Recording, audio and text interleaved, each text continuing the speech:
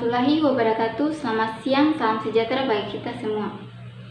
Di sini saya akan membahas tugas yang sudah diberikan Ibu dosen pada beberapa hari yang lalu mengenai perbedaan dua sel prokariotik dan sel eukariotik beserta fungsi dari organel sel.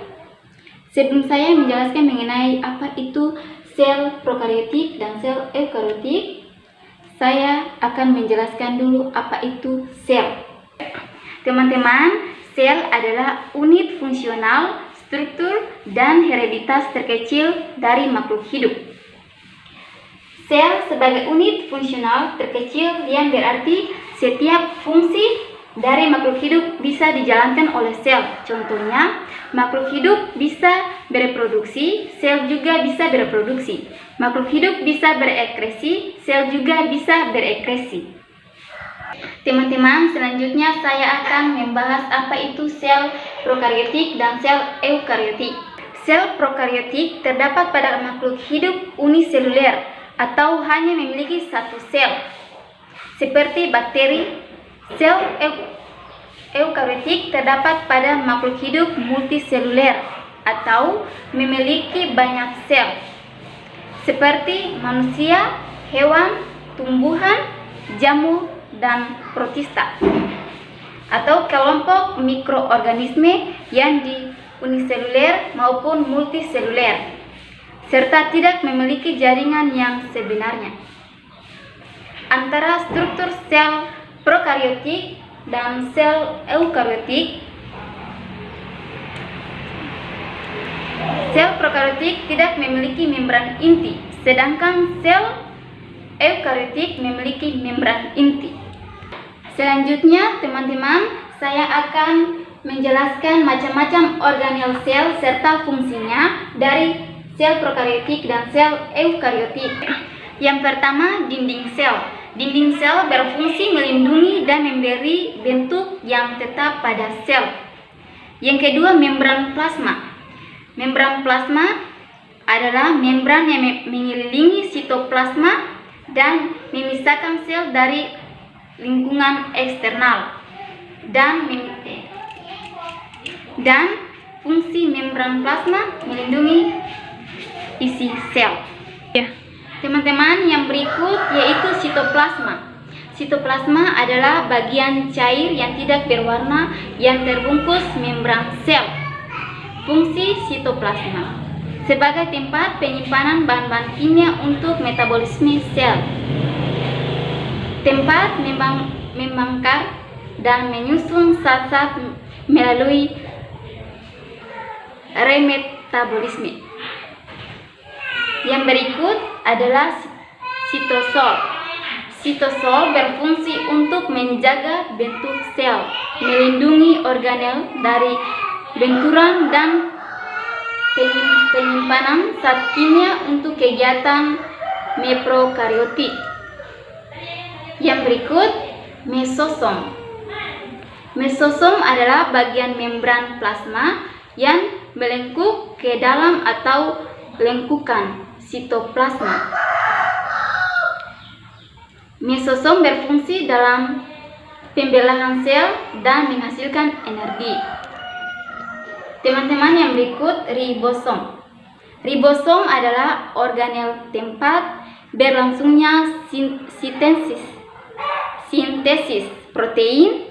Sintesis protein adalah proses mengubah asam amino menjadi protein dalam tubuh dengan bantuan DNA dan RNA dan enzim.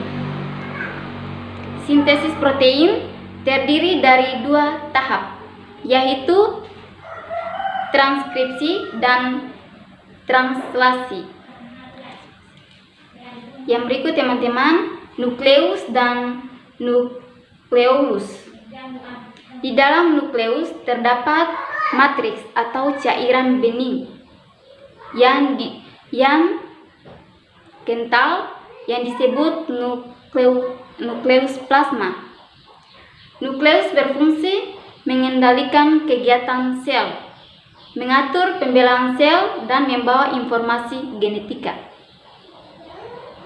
Sedangkan kromosom adalah benang-benang halus pada nukleus atau inti sel yang terdiri dari asam nukleat yang merupakan polimer atau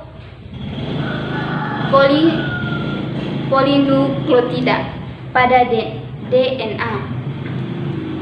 Bagian kromosom yang berfungsi menyerap warna dengan kuat disebut kromomer. Yang berikut teman-teman adalah nukleoplasma. Nukleoplasma adalah cairan yang terdapat di dalam nukleus sel eukariotik dan sel prokariotik. Nukleoplasma tersusun atas air, protein, ion, enzim, dan asam inti. Nukleus plasma bersifat gel. Teman-teman, nukleoplasma berfungsi sebagai media suspensi atau media pencampuran dua atau lebih suatu zat untuk organel sel nukleus.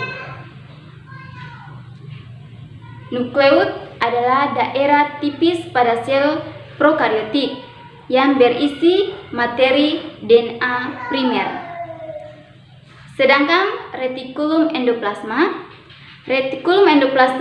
merupakan perluasan membran yang saling menghubungi dan membentuk saluran pipi atau lubang seperti tabung di dalam sitoplasma. Yang berikut adalah badan nis. Badan nis adalah granula besar yang ditemukan dalam sel saraf atau neuron.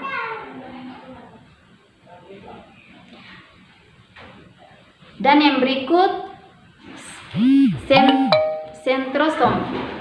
Sentrosom adalah organel berbentuk bintang yang berperan aktif dalam pembelahan sel atau mitosis dan meiosis, dan hanya terdapat pada hewan. Sentriol adalah struktur berbentuk tabung yang terdapat pada sitoplasma dekat inti sel. Sedangkan yang berikut teman-teman, badan Golgi. Teman-teman, yang berikut badan Golgi. Badan Golgi adalah organel sel yang terdiri atas kantong-kantong pipi yang dibatasi membran. Sedangkan lisosom berfungsi sebagai penghasil dan penyimpan enzim pencernaan seluler, yaitu enzim lisosim. Selain itu, lisosom juga berperan dalam sistem pencernaan sel. Yang berikut mitokondria. Mitokondria adalah organel sel berbentuk seperti cerutu yang berfungsi menghasilkan energi dengan mengubah berbagai zat menjadi ATP. Yang berikut teman-teman, sitoskeleton. Sitoskeleton adalah rangka sel yang tersusun dari 3 jenis serabut seperti filamen aktin atau mikrofilamen, mikrotubulus, dan filamen intermediate. Yang berikut mikrotubul berfungsi menggerakkan gerakan komponen-komponen sel, mempertahankan bentuk sel, membentuk dalam pembelahan sel secara mitosis. Sedangkan yang berikut badan mikro. Badan mikro berukuran kecil, berbentuk agak bulat dan menyerupai lisosom. Sedangkan fibril adalah organ sel berbentuk seperti benang dengan ukuran bermacam-macam. Tersebut vakuola. Vakuola adalah organ sel berbentuk kantong yang dilapisi membran dan berisi cairan berupa air. Sedangkan plastisida adalah organel sel berbentuk bulat, cakram, dan memiliki membran ganda. Sedangkan yang terakhir, Glycocalyx. Glycocalyx adalah sejenis kapsul yang ditemukan pada bakteri. Ya, mungkin itu saja yang dapat saya sampaikan. Kurang dan lebihnya saya mohon maaf. Terima kasih dan selamat siang. Shalom.